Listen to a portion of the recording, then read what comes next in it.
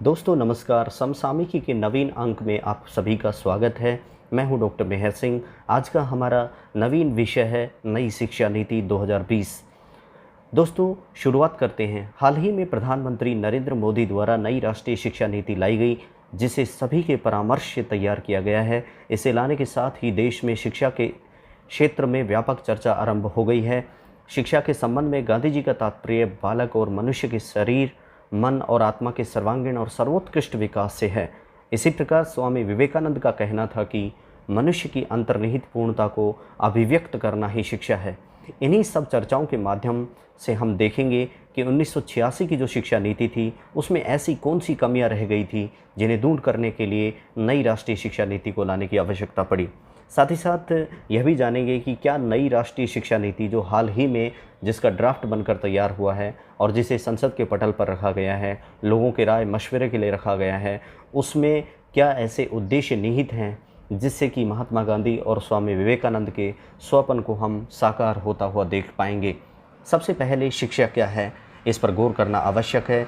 शिक्षा का शाब्दिक अर्थ होता है सीखने और सिखाने की क्रिया, परंतु अगर इसके व्यापक अर्थ को देखें तो शिक्षा किसी भी समाज में निरंतर चलने वाली सामाजिक प्रक्रिया है जिसका कोई उद्देश्य होता है और जिससे मनुष्य की आंतरिक शक्तियों का विकास और व्यवहार को परिष्कृत किया जाता है। शिक्षा द्वारा ज्ञान एवं कौशल में वृद्धि कर मनुष्य को योग्य नागरिक बनाया जाता है। गौरतलब है कि नई शिक्षा नीति 2020 की घोषणा के साथ ही मानव संसाधन मंत्रालय का नाम बदलकर शिक्षा मंत्रालय कर दिया गया है। इस नीति द्वारा देश में स्कूल एवं उच्च शिक्षा में परिवर्तनकारी सुधारों की अपेक्षा की गई है। इसके उद्देश्यों के तहत वर्ष 2030 तक स्कूली शिक्षा में 100% सफलता के साथ पूर्व विद्यालय से माध्यमिक स्तर तक शिक्षा के सार्वभौमिकरण का भी लक्ष्य रखा गया है।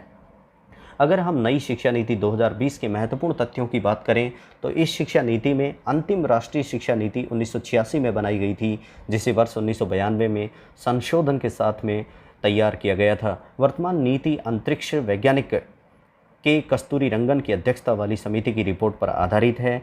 नई राष्ट्रीय शिक्षा नीति 2020 के तहत वर्ष 2030 तक सकल नामांकन अनुपात यानी कि ग्रोस एनरोलमेंट रेशो गैर को 100% रखने का लक्ष्य इसमें तय किया गया है। नई शिक्षा नीति के अंतर्गत केंद्र एवं राज्य सरकार के सहयोग से शिक्षा क्षेत्र पर जीडीपी के 6% हिस्से के सार्वजनिक व्यय का लक्ष्य भी इसमें तय किया गया है। नई शिक्षा नीति की घोषणा के साथ ही मानव संसाधन प्रबंध मंत्रालय का नाम बदलकर अब शिक्षा मंत्रालय कर दिया गया है।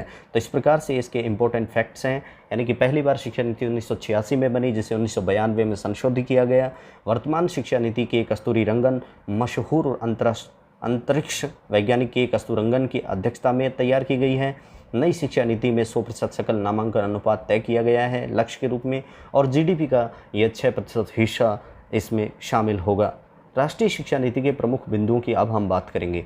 इस शिक्षा नीति में स्कूल शिक्षा संबंधी जो प्रावधान किए गए हैं, अगर उनकी चर्चा करें तो नई शिक्षा नीति में 5+3+3+4 डिजाइन वाले शैक्षणिक संरचना का प्रस्ताव किया गया है, जो 3 से 18 वर्ष की आयु वाले बच्चों को शामिल करता है। इसमें 5 वर्ष की फाउंडेशनल स्टेज, जिसमें 3 साल का प्री प्राइमरी स्कूल और ग्रेड 1 और 2 को शामिल किया गया है। 3 वर्ष का प्रिपरेटरी स्टेज यानी कि तैयारी की शुरुआत की अवस्था, 3 वर्ष का मध्य का यानी कि उच्च प्राथमिक स्तर, जिसमें 6 से 8 की कक्षाओं को शामिल किया गया है।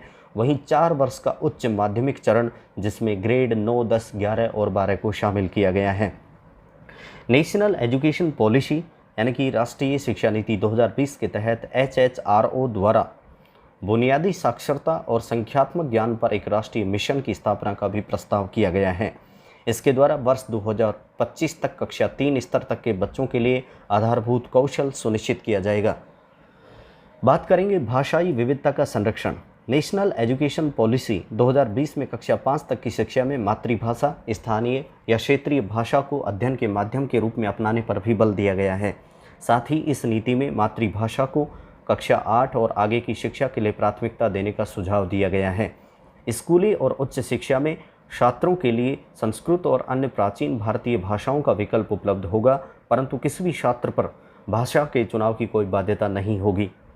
शारीरिक शिक्षा की बात करें तो इस पॉलिसी में विद्यालयों में सभी स्तरों पर छात्रों को बागवानी, नियमित रूप से खेलकूद, योग, नृत्य, मार्शल आर्ट को स्थानीय उपलब्धता के अनुसार प्रदान करने की कोशिश की जाएगी, ताकि बच्चे शारीरिक गतिविधियों और व्यायाम वगैरह में भाग ले सकें। अब बात करेंगे हम इस शिक्षा नीति के पाठ्यक्रम और मूल्यांकन संबंधी सुधारों की। इस नीति में प्रस्तावित सुधारों के अनुसार कला और विज्ञान, व्यावसायिक और शैक्षणिक विषयों एवं पाठ्यक्रम व पाठ्येतर गतिविधियों के बीच बहुत अधिक अंतर नहीं होगा। कक्षा 6 से ही शैक्षिक पाठ्यक्रम में व्यावसायिक शिक्षा को शामिल कर दिया जाएगा और इसमें इंटर्नशिप की व्यवस्था भी की जाएगी। राष्ट्रीय शैक्षिक अनुसंधान एवं प्रशिक्षण परिषद NCERT द्वारा स्कूली शिक्षा के लिए राष्ट्रीय पाठ्यक्रम रूपरेखा तैयार की जाएगी। छात्रों के समग्र विकास के लक्ष्य को ध्यान में रखते हुए कक्षा 10 और कक्षा 12 की परीक्षाओं में बदलाव किया जाएगा। इसमें भविष्य में सेमेस्टर और बहुविकल्पीय प्रश्न आदि जैसे सुधारों को भी शामिल किया जा सकता है।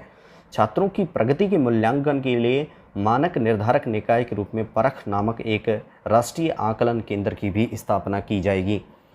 साथ ही साथ इसमें छात्रों की प्रगति के मूल्यांकन तथा छात्रों को अपने भविष्य से जुड़े निर्णय में सहायता प्रदान करने के लिए कृत्रिम बुद्धिमत्ता यानी कि आर्टिफिशियल इंटेलिजेंस AI आधारित सॉफ्टवेयर का भी प्रयोग किया जाएगा। बात करेंगे शिक्षण व्यवस्था से संबंधित सुधारों की, कि इस नई शिक्षा नीति में किस प्रकार से हमारी जो शिक्षण व्यवस्था है उसमें सुधार किए जा सकते हैं। सबसे पहला, इसमें शिक्षकों की नियुक्ति में प्रभावी और पारदर्शी प्रक्रिया का पालन तथा समय समय पर किए गए कार्य प्रदर्शन आकलन के आधार पर पदोन्नति तय की गई है। राष्ट्रीय अध्यापक शिक्षा परिषद द्वारा वर्ष 2022 तक शिक्षकों के लिए राष्ट्रीय व्यावसायिक मानक एक तंत्र का विकास किया जाएगा। राष्ट्रीय अध्यापक शिक्षा परिषद द्वारा NCERT के परामर्श के आधार पर अध्यापक शिक्षा हेतु राष्ट्रीय पाठ्यचर्या की रूपरेखा का विकास किया जाएगा। वर्ष 2030 तक अध्यापन के लिए न्यूनतम डिग्री योग्यता 4 वर्षीय एकीकृत B.Ed डिग्री का होना अनिवार्य किया जाएगा। उच्च शिक्षा से संबंधित प्रावधानों की अगर बात करें तो न्यू एजुकेशन पॉलिसी 2020 के तहत उच्च शिक्षण संस्थानों में सकल नामांकन अनुपात को 26.3% से बढ़ाकर 50% तक करने का लक्ष्य रखा गया है। इसके साथ ही देश के उच्च शिक्षण संस्थानों में 3.5 करोड़ नई सीटों को जोड़ा जाएगा। इस पॉलिसी के तहत स्नातक पाठ्यक्रम में मल्टीपल एंट्री एंड एग्जिट व्यवस्था को अपनाया गया है, जिसमें 3 या 4 वर्ष के स्नातक कार्यक्रम में छात्र कई स्तरों पर पाठ्यक्रम को छोड़ सकेंगे और उन्हें उसी के अनुरूप डिग्री या प्रमाण पत्र प्रदान किया जाएगा। विभिन्न उच्च शिक्षण संस्थानों से प्राप्त अंकों या क्रेडिट को डिजिटल रूप से सुरक्षित रखने के लिए एक एकेडमिक बैंक ऑफ क्रेडिट दिया जाएगा, ताकि अलग अलग संस्थानों के छात्रों को प्रदर्शन के आधार पर डिग्री प्रदान की जा सके। नई शिक्षा नीति के तहत MPhil कार्यक्रम को समाप्त कर दिया गया है। अब बात करेंगे भारतीय उच्च शिक्षा आयोग की। इस नई शिक्षा नीति में देश भर के उच्च शिक्षा संस्थानों के लिए एक एकल नियामक अर्थात भारतीय उच्च शिक्षा परिषद हायर एजुकेशन, जिसमें विभिन्न भूमिकाओं को पूरा करने हेतु कई कार्य क्षेत्र होंगे। भारतीय उच्च शिक्षा आयोग चिकित्सा एवं कानूनी शिक्षा को छोड़कर पूरे उच्च शिक्षा क्षेत्र के लिए एक एकल निकाय के रूप में कार्य करेगा। Higher education commission of India के कार्यों के प्रभावी निष्पादन के लिए 4 निकायों की स्थापना का भी इसमें प्रस्ताव दिया गया है। नंबर 1, राष्ट्रीय उच्चतर शिक्षा नियामकीय परिषद की स्थापना। यह शिक्षक शिक्षा सहित उच्च शिक्षा क्षेत्र के लिए एक नियामक का कार्य करेगा। दूसरा, सामान्य शिक्षा परिषद। यह उच्च शिक्षा कार्यक्रमों के लिए अपेक्षित सीखने के परिणामों का ढांचा तैयार करेगा, अर्थात उनके मानकों का निर्धारण कार्य करेगा। नंबर 3 है राष्ट्रीय प्रत्यायन परिषद, यानी कि नेशनल एक्रेडिटेशन काउंसिल। यह संस्थानों के प्रत्यायन का कार्य करेगा, जो मुख्य रूप से बुनियादी मानदंडों, सार्वजनिक स्व प्रकटीकरण, सुशासन एवं परिणामों पर आधारित होगा। वहीं नंबर 4 जो संस्थान है वह है उच्चतर शिक्षा अनुदान परिषद। यह निकाय कॉलेजों एवं विश्वविद्यालयों के लिए वित्त पोषण का भी कार्य करेगा। नोट, गौरतलब है कि वर्तमान में उच्च शिक्षा निकायों का विनियमन विश्वविद्यालय अनुदान आयोग यानी कि UGC, अखिल भारतीय तकनीकी शिक्षा परिषद AICTE और राष्ट्रीय अध्यापक शिक्षा परिषद यानी कि NCTE जैसे निकायों के माध्यम से किया जाता है। देश में IIT और IIM के समकक्ष वैश्विक मानकों के बहुविषयक शिक्षा एवं अनुसंधान विश्वविद्यालय की स्थापना भी की जाएगी। इस नई शिक्षा नीति के लिए जो विकलांग बच्चों के साथ प्रावधान नियत किए गए हैं, अगर उनकी बात करें तो इस शिक्षा नीति में विकलांग बच्चों के लिए क्रॉस विकलांगता प्रशिक्षण, संसाधन केंद्र, आवास, सहायक उपकरण, उपर्युक्त प्रौद्योगिकी आधारित उपकरण, शिक्षकों का पूर्ण समर्थन एवं प्रारंभिक से लेकर उच्च शिक्षा तक नियमित रूप से स्कूली शिक्षा प्रक्रिया में भागीदारी सुनिश्चित करना आदि प्रक्रियाओं को सक्षम बनाया जाएगा। डिजिटल शिक्षा से संबंधित भी इस शिक्षा नीति में प्रावधान किए गए हैं, जिसके तहत एक स्वायत्त निकाय के रूप में राष्ट्रीय शैक्षिक प्रौद्योगिकी मंच का गठन किया जाएगा, जिसके द्वारा शिक्षण, मूल्यांकन योजना एवं प्रशासन में अभिवृद्धि हेतु विचारों का आदान प्रदान किया जा सकेगा। डिजिटल शिक्षा संसाधनों का विकसित ढांचा तैयार करने के लिए एक अलग प्रौद्योगिकी इकाई का विकास किया जाएगा, जो डिजिटल बुनियादी ढांचे, सामग्री और क्षमता निर्माण हेतु समन्वयन का कार्य करेगी। पारंपरिक ज्ञान संबंधी प्रावधान भी इस नई शिक्षा नीति में किए गए हैं, जिसके तहत जनजातीय एवं स्वदेशी ज्ञान इसमें शामिल होंगे, जिनको पाठ्यक्रम में सटीक एवं वैज्ञानिक तरीके से शामिल किया जाएगा। विशेष बिंदुओं की अगर चर्चा करें तो आकांक्षी जिले जैसे क्षेत्र जहां बड़ी संख्या में आर्थिक, सामाजिक या जातिगत बाधाओं का सामना करने वाले छात्र पाए जाते हैं, उन्हें विशेष शैक्षिक क्षेत्र के रूप में नामित किया जाएगा।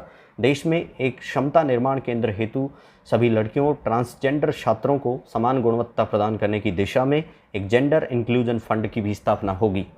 गौरतलब है कि 8 वर्ष की आयु के बच्चों के लिए प्रारंभिक बचपन देखभाल और शिक्षा हेतु एक राष्ट्रीय पाठ्यचर्या और शैक्षणिक ढांचे का निर्माण NCRTE के द्वारा किया जाता है।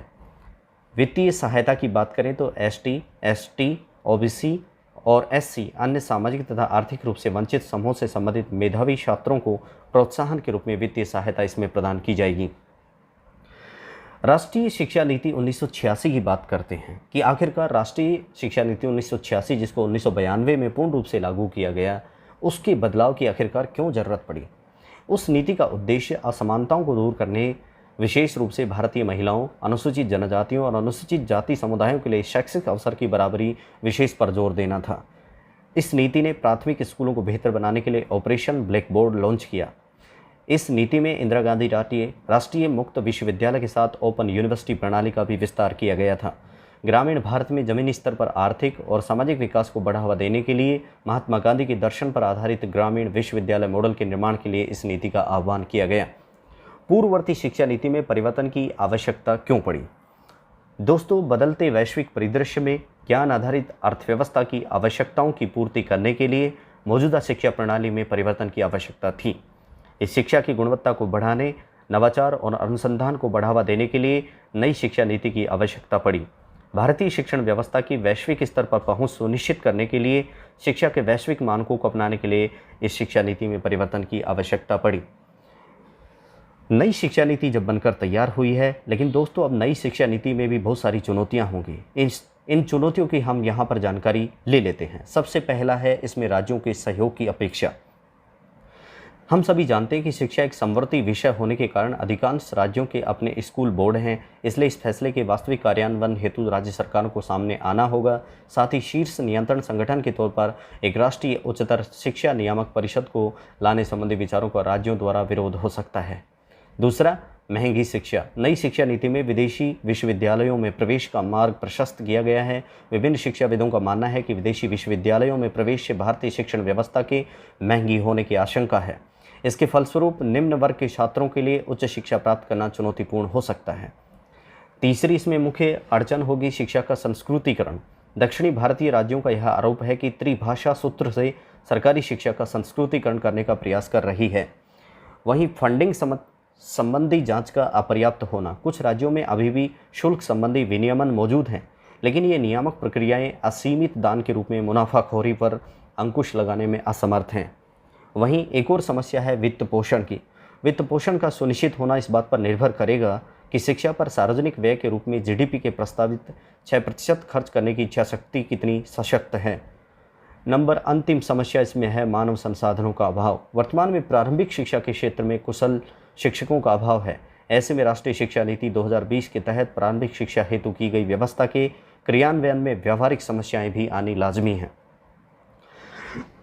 तो कुल मिलाकर दोस्तों, एक निष्कर्ष के रूप में कहा जा सकता है कि केंद्रीय मंत्रिमंडल ने 21वीं सदी के भारत की ज़रूरतों को पूरा करने के लिए भारतीय शिक्षा प्रणाली में बदलाव के हेतु जिस नई राष्ट्रीय शिक्षा नीति 2020 को मंजूरी दी है, अगर इसका सफल और सही तरीके से क्रियान्वयन होता है तो यह नई शिक्षा प्रणाली भारत को विश्व के अग्रणी देशों के समकक्ष ले आएगी। नई शिक्षा नीति 2020 के तहत 3 से 18 साल तक के बच्चों को शिक्षा का अधिकार कानून 2009 के अंतर्गत रखा गया है। 34 वर्षों पश्चात आई इस नई शिक्षा नीति का उद्देश्य सभी छात्रों को उच्च शिक्षा प्रदान करना है, जिसका लक्ष्य 2025 तक पूर्व प्राथमिक शिक्षा को सार्वभौमिक बनाना होगा। स्नातक शिक्षा में artificial intelligence, 3D machine, data विश्लेषण, जैव प्रौद्योगिकी आदि क्षेत्रों के समावेशन से अत्याधुनिक क्षेत्रों में भी कुशल पेशेवर तैयार होंगे और युवाओं की रोजगार क्षमता में वृद्धि हो सकेगी। धन्यवाद।